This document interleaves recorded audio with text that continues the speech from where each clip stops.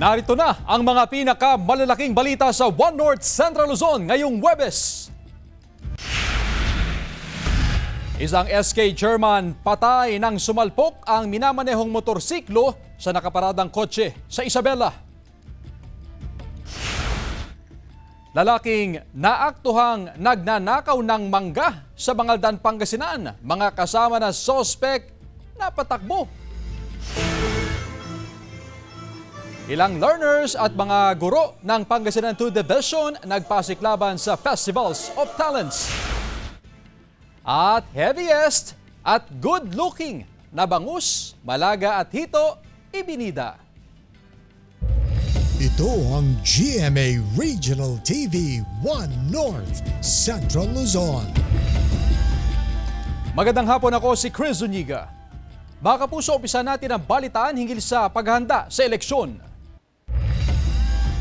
Malawak ang pag-iikot sa mga barangay isinasagawa ng COMELEC sa huling 2 araw ng Automated Counting Machine Roadshow. Nakatutok live si Jasmine Gabriel Galban. Jasmine? Chris, tuloy-tuloy ang mga activities isinasagawa ng COMELEC ngayong election period.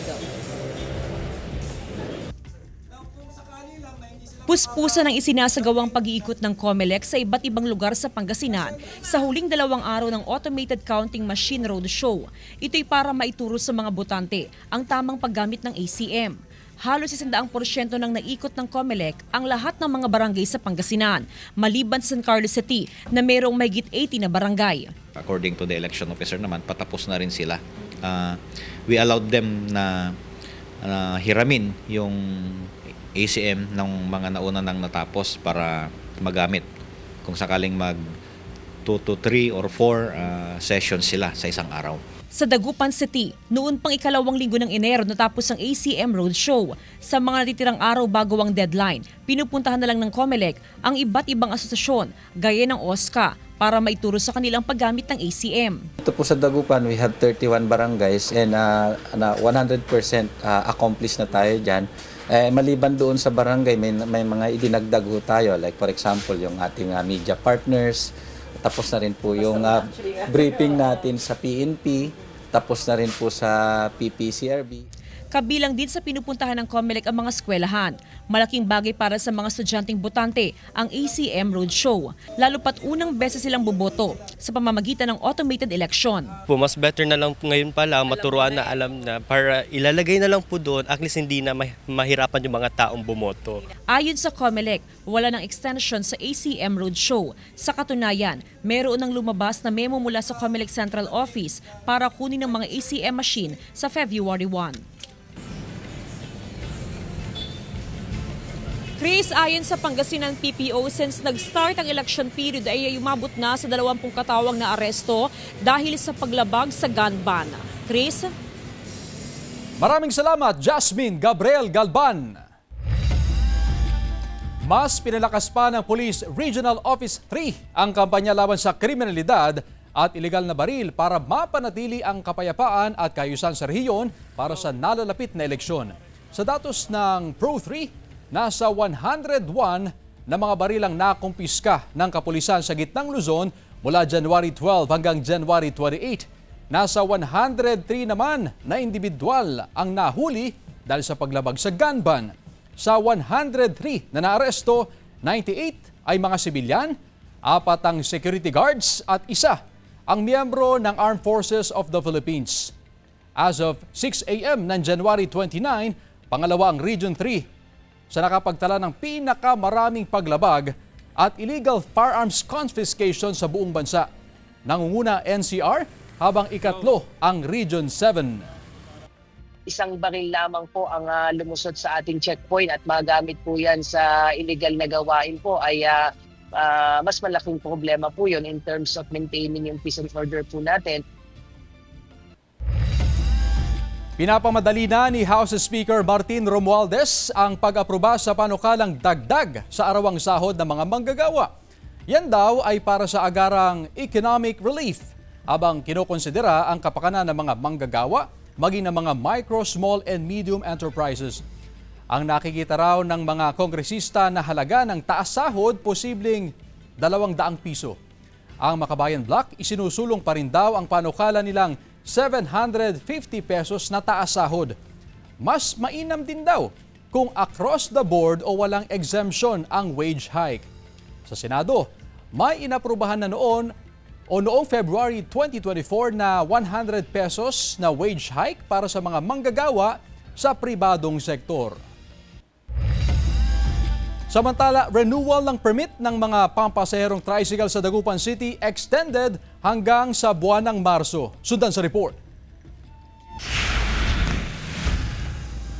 Patapos na ang buwan ng Enero, pero nasa mahigit 900 pa lang na tricycle driver ang nakapag-renew ng kanilang permit ayon sa Public Order and Safety Office o POSO. Pinalawig hanggang sa katapusan ng Marso ang renewal ng permit. Sa natitirang 2 buwan, target na maisyuhan ng permit ang mahigit 2,000 na tricycle driver sa syudad. Nandito na lahat ang papers nila, kung makikita nyo nandyan. Hinihintay lang yung sticker dumating. Mahalaga para sa mga lehitimong tricycle driver ang makapag-renew ng permit para iwas huli sa kalsada. Pero sana raw, kasabay ng renewal ng permit ay maikabit na rin ang mga decals sa kanilang mga ipinapasadang tricycle. Higpitan na yung mga may permit, walang permit para matingnan na kung ano yung nakapag-renew at saka yung hindi pa nakapag-renew. Ayon sa POSO, sa ngayon, wala pang nadidikitan ng decals dahil hindi pa dumarating ang mga sticker sa syudad. Inaasahan daw na sa buwan ng Pebrero, darating ang mga sticker. Agad sisimulan ang pagdidikit ng mga sticker sa oras na dumating ang mga ito. Kasama si Daryl Peralta, Jasmine Gabriel Galban, One North Central Luzon. Ilang learners at mga guro ng Pangasinan 2 Division nagpasiklaban sa Festival of Talents. Tunghayan sa report.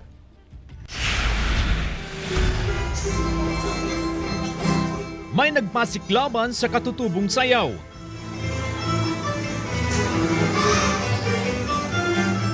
Mula sa props at kasuotan, talaga namang bida ang mga mag-aaral. Nagpabilib din ang mga estudyante sa acapella. At hindi lang mga learner ang bida. Bida rin ang mga guro sa aktibidad.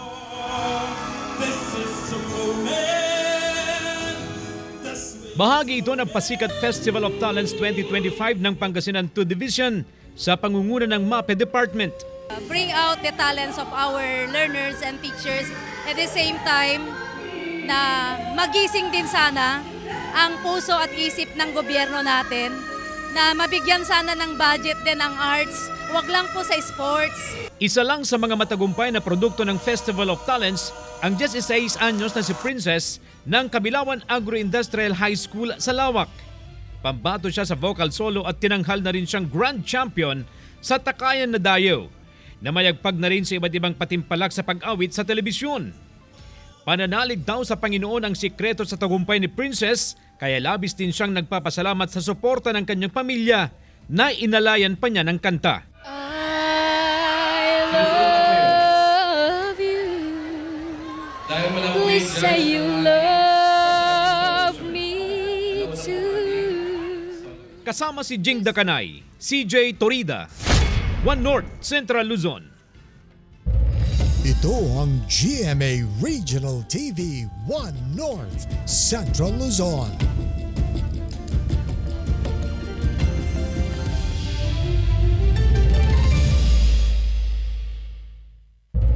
Ito ang GMA Regional TV 1 North Central Luzon. 23 anyos na lalaki huli sa aktong nagnanakaw ng mangga sa puno sa Barangay Malabago, Mangaldan, Pangasinan. Naritong report. Sa kuha ng CCTV, makikita ang pagpasok ng isang tricycle sa bahaging ito ng Barangay Malabago, Mangaldan, Pangasinan. Ang mga sakay, balak palang magnakaw ng mangga sa lugar. Dito sila nagpunta sa manggahang ito na pagmamayari ng isang residente roon. Doon sila dumaan kasi maluwang yun. Doon papasok dito sa liblib ito, may basbas na. Huli sa akto ang isa na umakyat sa puno ng mangga. Dito umakyat yung suspect sa puno ng manggang ito. Nagulat na lang siya nang pagtingin niya sa baba, nakita niya yung may-ari na nakatagdasan ng mag-spray sa kanyang manggahan. Dahil sa takot, tumakbo ang tatlong kasama ng lalaking natiklong umakyat sa puno ng mangga. Ang tatlo, pawang menor de edad. Nahuli sila at dinala sa barangay. Pero kalaunay, inendorso rin sa himpilan ng pulisya. Pinakawalan ang tatlong menor de edad. Pero ang 23 anyos na lalaking umakyat sa puno, naiwan sa kustodiya ng pulisya. Paliwanag ng suspect na tubong dagupan, isinama lang siya ng kanyang kaibigan doon. Humihingi siya ng tawad sa may-ari. Kung pwede sana na wala naman kaming nakuha na nakita nila. Balayaan kami ng Sa tulong ng Chief Tanod, sinubukan ng news team na makuhanan ng pahayag ang may-ari ng manggahan pero wala siya nang puntahan siya sa kanyang bahay. Nagpaalala ang mga opisyal ng barangay upang hindi mabiktima ng kawatan. Tingnan yung mga nila, kagamitan nila para alam nyo naman mga suspicious na mga tao, hindi naman natin. Siyempre dapat nila bantayan din yung mga bahay nila. Kasama si Jing Dakanay, CJ Torida, One North Central Luzon. Delivery van sumabit sa steel barrier sa Cabanatuan City. Tutukan sa report.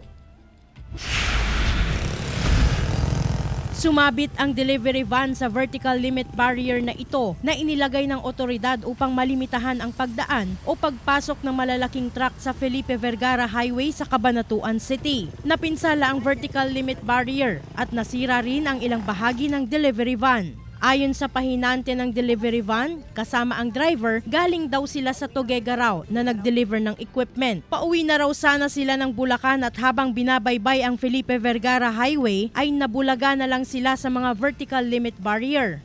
Dilim kasi dito sir sa area, galing kami Tuguegarao. Yung pag-ano namin dito, crossing, wala namang stoplight. Wala rin signage na na barrier dito, malayo pa kami. Matapos ang investigasyon, agad ding pinauwi ang driver at pahinante ng delivery van na nangakong ipapaayos na lang ang nasirang vertical limit barrier sa lugar. Samantala, ang mga vertical limit barrier ay inilagay ng Cabanatuan City LGU sa Felipe Vergara Highway at Felipe Vergara Bridge para malimitahan ang mga dumadaang oversized at overloaded truck na sumisira umano sa mga kalsada sa syudad. 13 magsasaka ang sugatan matapos mabangga ng bus ang sinasakyan nilang kuliglig sa Rojas, Isabela. Ayon sa pulisya, parehong binabagtas ng mga sangkot na sasakyan ng kalsada papuntang Kalinga. Ang driver ng bus na mabilis umano ang takbo, hindi raw napansin ang kuliglig na walang ilaw. Isinugod ang mga biktima sa ospital. Nasa kustodiya na ng pulisya ang nakabanggang bus driver. Sasampahan siya ng kaukulang reklamo. Wala pa siyang pahayag. Glam Kalikdan, Dizon, One North Central Luzon.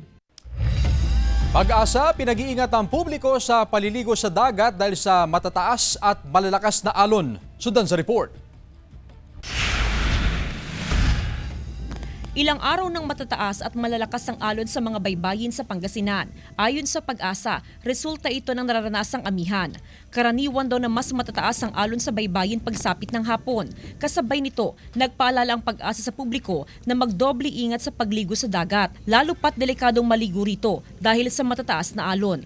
Lalo sa hapon, mayroon tayong minsan makakuha tayo ng QNT, ibig sabihin yung hangin. Pag mahangin po yun, tinutulak yung ng dagat, ng tubig. Ibig sabihin, nakakaroon tayo ng mas mataas na pag-alon.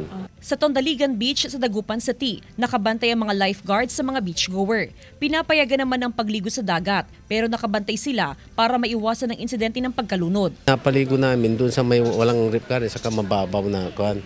Pero kung medyo maalon talaga o kung may mga pinababa na utos na manggagaling sa probinsyo saka sa ng CDR Dagupan, talagang binapagbabawal namin. Naglagay ng mga marker ang LGU sa baybayin. Sa tapat ng marker ay hindi pwedeng maligo ang mga bisita dahil sa rip current. Gaya ng mga bisita na ito mula sa Isabela na natapat sa marker. Kaya agad silang sinita ng mga lifeguard. Delikado po yan yung mga marker na yan is tapat ng rip current. So ang rip current po, hinihila ka palaot. Then yes po, mahirap din pong sagipin yan pagka para ma-safety po yung mga maliligo. Sa ngayon, 10 lifeguards ay naka-duty araw-araw sa Tondaligan Beach. Kasama si Daryl Peralta, Jasmine Gabriel Galban, One North Central Luzon. Mga patapong bagay ginagamit sa paggawa ng mga obra ng isang visual artist sa Mapandan, Pangasinan. Silipin sa report. Kakaiba ang mga obrang ito ng 25 anyos na visual artist mula sa Barangay Golden, Mapandan, Pangasinan na si Marine Jean Tolentino. Ginagamitan niya ang mga obra ng mga patapong bagay tulad ng balat at sanga ng kahoy, straw, karton, lumang bilao o anumang napupulot niya sa paligid na pwede pang mapakinabangan. Sa pamamagitan daw nito, nakatutulong na siya sa kalikasan na ilalabas pa niya ang kanyang talento. Bukod sa unique siya, yung surface and then yung shape, at the same time po, hindi siya katulad ng typical na canvas na nalilimit yung ideas mo doon sa iisang box. Tulad ng obrang ito na mula sa luma nilang chopping board. Kwento ni Marine, bumigay raw ang kanilang chopping board matapos ang 2 taon. Pero imbes na itapon, ginawa niyang kapakipakinabang. Ang obra naka-display ngayon sa Banaan Museum sa Pangasinan. Sabi ko, I'm gonna make this as a canvas and then para magkaroon siya ng bagong buhay ba. At least, ayun, hindi na lang yung kusina namin yung makikita niya. Ngayon nasa museum na po siya. Elementary pa lang si Marine nang mahilig sa pagguhit pero saka lamang siya nagkaroon ng formal na kasanayan nang siya'y tumuntong sa kolehiyo kung saan siya nagtapos ng BS in Architecture. Bida sa kanyang mga obra ang mga hayop. Ang iba, sumasalamin sa buhay ng mga Pilipino. Inaabot daw siya ng 2 hanggang 3 oras bago matapos ang isang obra. It's very healing to see yung mga animals on their natural habitat. Tapos yung mga ordinaryong Pilipino kasi mas nakaka-relate ako sa kanila. Bukod sa pagpipinta, nagtuturo rin si Marine ng arts sa mga workshop at online. Pangarap ni Marine na maipagmalaki ang kanyang mga obra, hindi lang sa probinsya, kundi sa buong bansa. Payo ni Marine sa mga kapwa artist, huwag sumuko sa talento. Lakipan lang ng tiwala sa sarili at determinasyon upang magtagumpay sa napiling propesyon. Kasama si Jing Dakanay, CJ Torida, One North, Central Luzon. Ito ang GMA Regional TV 1 North, Central Luzon.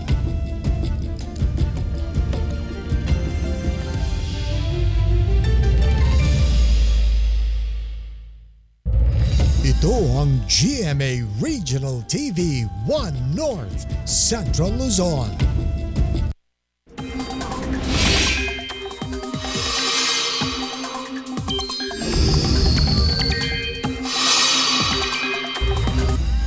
Mga kapuso, maulang panahon ang nananalasa sa ilang bahagi ng bansa dahil sa iba't ibang weather systems. Bukod sa hanging amihan, patuloy din ang pag-iral ng easterlies at shear line na nagdudulot na rin ng pagbaha sa ilang probinsya. Base naman sa datos sa rainfall forecast sa Metro Weather, mataas pa rin ang tsansa ng ulan sa Apayao, Cagayan, Isabela, Aurora, Quirino, Bulacan at Pampanga. Malalakas ang busang ulan sa ilang lugar, kaya maging alerto pa rin sa banta ng baha o landslide. Posible rin ang ulan sa ilang pang bahagi ng bansa. Pagresponde ng PCG sa mangingisdang hirap huminga bago nasawi, sinamantala ng CCG. Sundan sa report.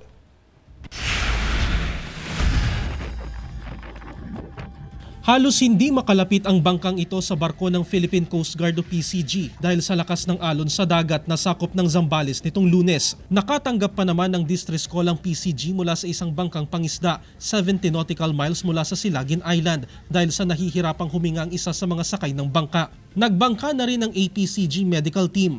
Pero huli na dahil binawian na ng buhay ang kanilang sasaklolohan. Para maiuwi ang bangkay sa Subic, Zambales, ginamitan ito ng crane at isinakay sa BRP Cabra.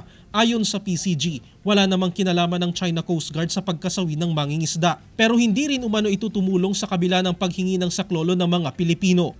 Ang ginawa pa nga nila, they still shadowed the Filipino fishing boat and Coast Guard vessel, which made it very hard for the Filipino fishing boat to maneuver to get near to our Coast Guard vessel, BRP Cabra. Nitong Martes ng umaga, naihatid na ng BRP Cabra ang bangkay ng mangingisda sa Subic Port. Ang pagkaabala dyan ng Philippine Coast Guard tila sinamantala pa ng China. Ang China Coast Guard Vessel 3304 nakalapit ng 72 nautical miles na lang mula sa baybayin ng Zambales. Dahil nasa Subic ang BRP Cabra, idineploy ng Philippine Coast Guard bilang pamalit ang BRP Teresa Magbanwa. Bukod sa CCG Vessel 3304, may 3 pang China Coast Guard vessel na na-detect sa Baho de Basinloc. Hindi naman nagpatinag ang PCG. You are advised that you are currently sailing within the Philippine Exclusive Economic Zone, approximately 82 nautical miles west of Capones Point, Zambales, Philippines. You do not possess any legal authority to patrol within the Philippine Exclusive Economic Zone. You are directed to depart immediately. The concrete plan that the Coast Guard has is one, to make sure that our presence will push them back, papalayo mula sa Zambales, and secondly, for us to prevent them from normalizing this illegal behavior. Jeric Pasiliao, 1 North Central Luzon. Panata kontra fake news campaign ng GMA Integrated News ginawa na ng parangal sa 60th Anvil Awards. Naritong report.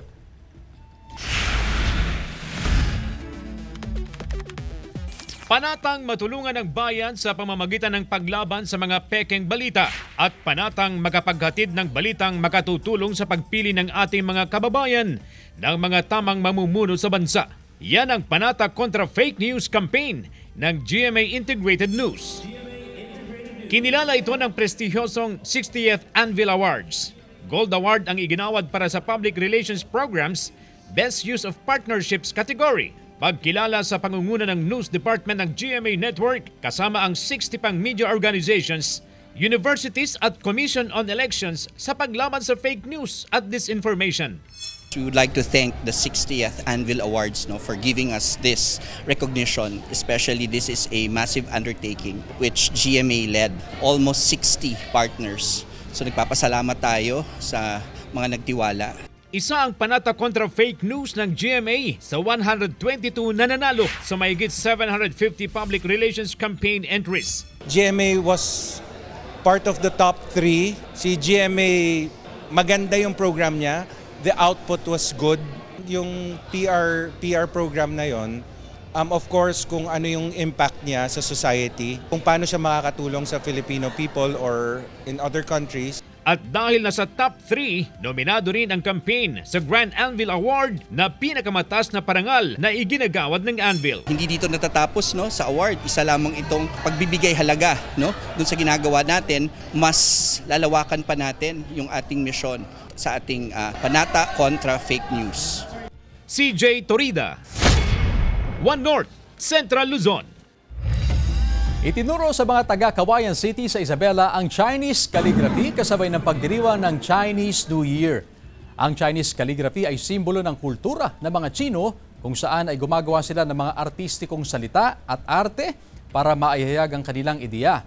Ayon sa pananaliksik, naging laganap ang Chinese calligraphy noong Han Dynasty kung saan may mga fluid strokes, dots at lines na ginagamit para mabuo ang mga karakter ng mga ideya.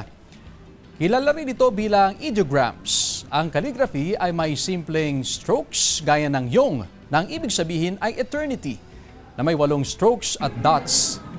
Gumamit ang mga estudyanteng tinuruan ng brush, papel, ink stick at inkstone.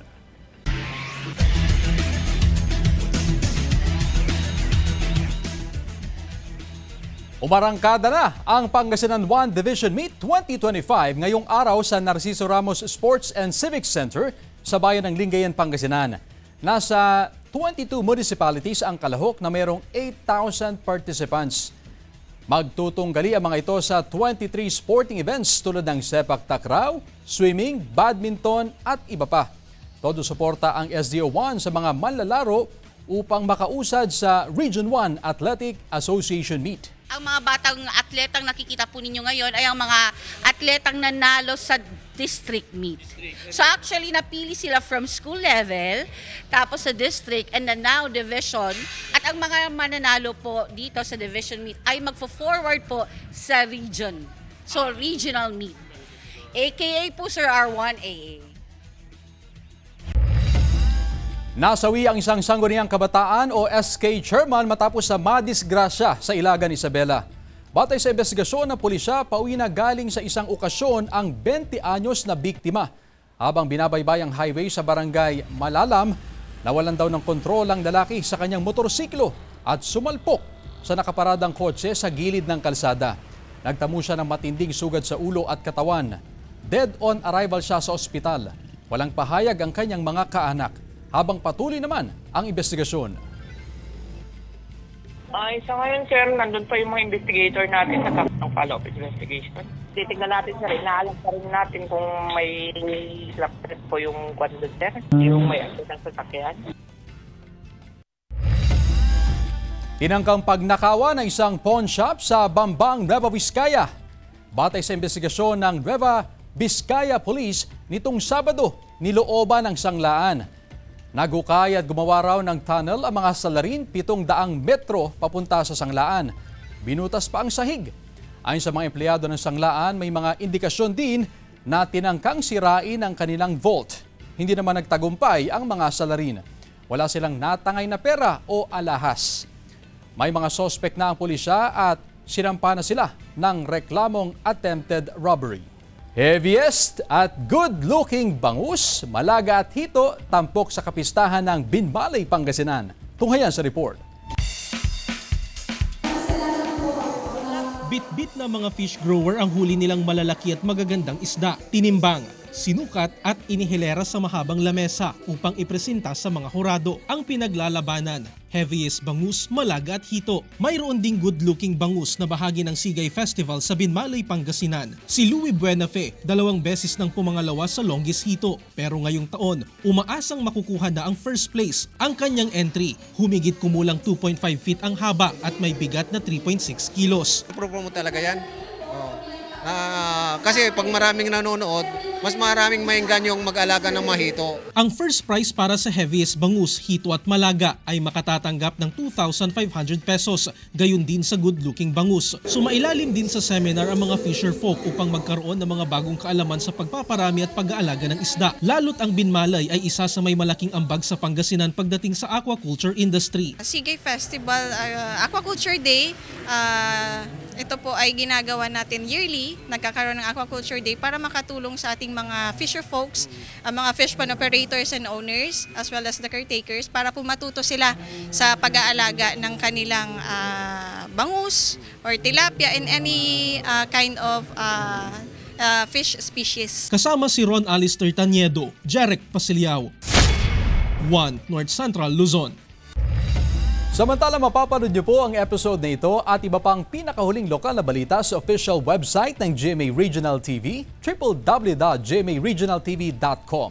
Pwede rin kayo bumisita sa aming official YouTube channel, GMA Regional TV, at i-click ang subscribe button para sa pinaka-maiinit na balita mula sa mga rehiyon. Nais din naming pasalamatan ang mga kapuso sa Hilaga at Gitnang Luzon, maging ang mga kapuso natin abroad. Dahil sa GMA Regional TV, local news matters. At yan ang mga pinakamalaki at pinakahuling balita sa Hilaga at Gitnang Luzon. Maraming salamat sa pagsama sa amin, pati na ang mga kapuso sa ibang bansa na tumutok sa mga balita sa rehiyon. Ako po si Chris Zuniga. Kami ang GMA Regional TV, 1 North Central Luzon, buong puwersa para sa mas malaking misyon at mas malawak na paglilingkod sa bayan.